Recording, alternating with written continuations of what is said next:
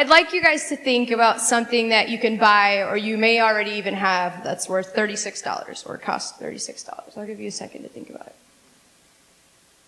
You got it? All right, keep that in your head. I'm going to tell you some of mine.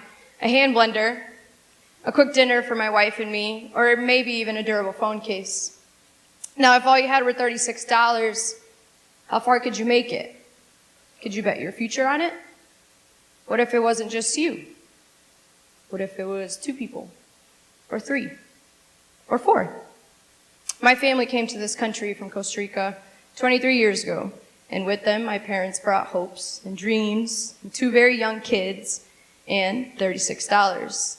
Not $360, not $3,600, but just $36. And as a kid, I never thought or had to think about it ever. I never knew the times that my parents would eat less or not eat at all so my brother and I could. How little money they made for how much and how hard they worked.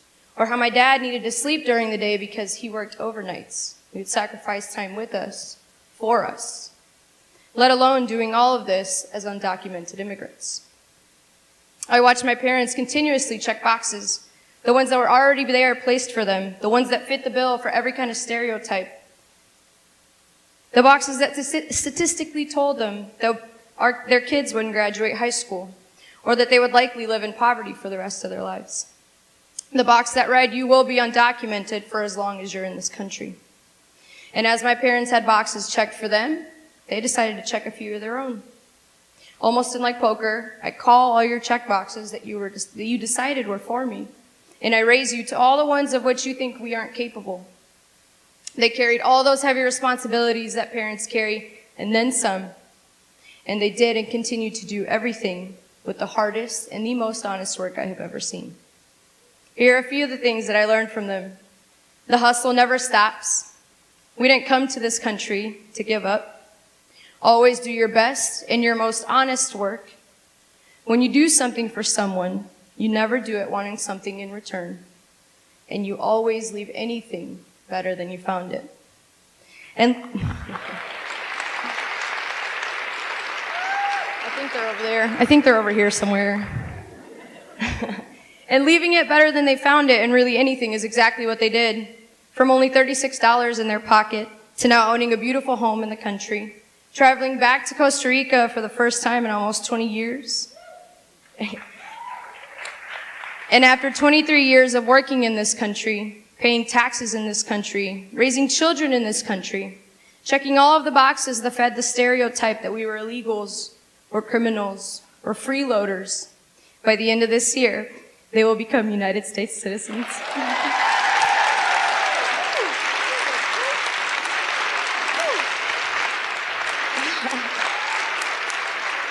Again, I think they're over here somewhere, so if you want to harass them later, you're more than welcome to. That's right, Bernie, wherever she is.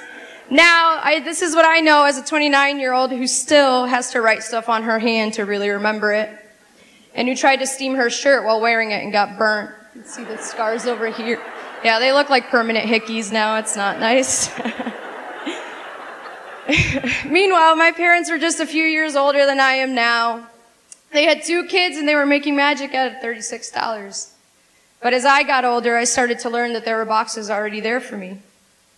And they always seemed to have a say in the things that I wanted to do for myself. These goals and these dreams that I started to have when I was young. Like when I found out I wanted to teach Spanish, and how I fell in love with that, out of all things. But also when I found out I would not pass a basic background check for an education class. When I had soccer scholarships to 4-year universities after finishing my 2 years. But also when I couldn't accept any of those because of my documentation. When I got into one of my dream schools here in my backyard, U of I, only to find out they wanted to charge me international tuition, even though I had lived here since I was a kid. See, all these boxes had already been checked for me before I even got to prove myself.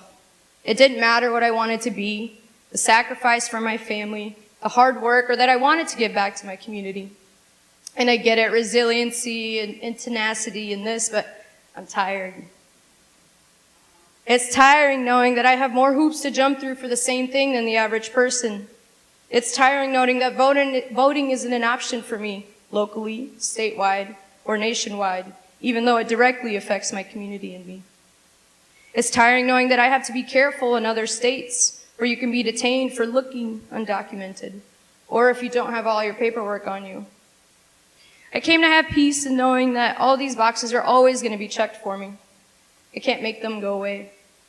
But here's what I decided to check for myself. Not only for me, but for those whose shoulders I stand on, and for those who will hopefully stand on mine one day. I am the first person in my immediate family to graduate from a 4-year college.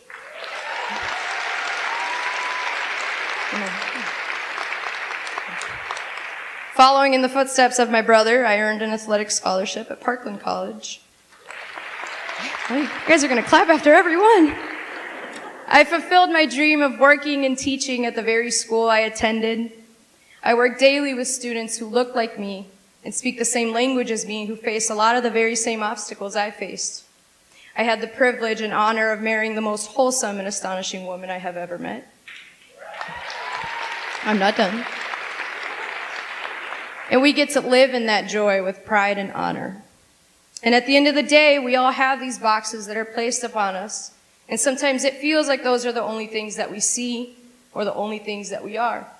But like the ones before me who paved the way, you make your own boxes, and you make them so damn big that the other ones don't faze you. Because it is our duty that by checking those boxes, we pave the way for the ones who will be here long after us. And you must always, always leave it better than you found it.